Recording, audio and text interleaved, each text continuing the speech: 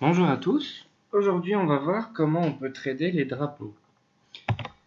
Donc sachez qu'il existe deux types de drapeaux en trading. Vous avez donc le drapeau haussier et le drapeau baissier. Pour le drapeau haussier, donc on a précédemment une hausse que vous voyez ici. Puis ensuite le cours donc évolue dans un canal baissier. Ensuite ce canal baissier est cassé par le haut. Et l'objectif, donc à la suite du drapeau haussier, c'est ce qu'on appelle, ça va être la différence entre la taille de la montée précédente et puis le bas du dernier rebond, voilà, jusqu'à l'objectif.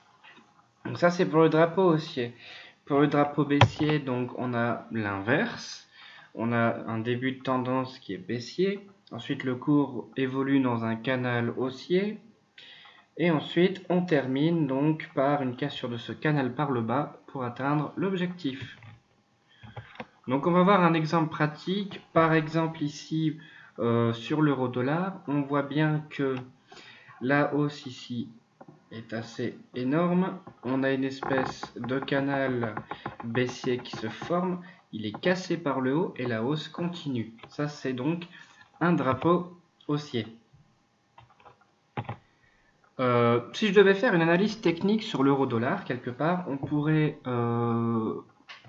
sur une vision plus long terme, donc en utilisant un graphique en données hebdomadaires, voir qu'on a bien le début de tendance qui est baissier, le drapeau ici qui est cassé par le bas, c'est ce canal donc haussier qui a été testé une première fois, et enfin l'euro-dollar qui commence à stagner et qui devrait, si Mario Draghi annonce une extension du QE, repartir à la baisse.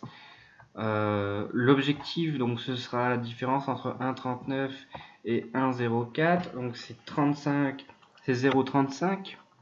On va le prendre à partir d'ici, donc, soit 1,15. Donc, 1,15 moins 0,35, ça nous donne en gros 0,80. 0,80, c'est pas mal du tout.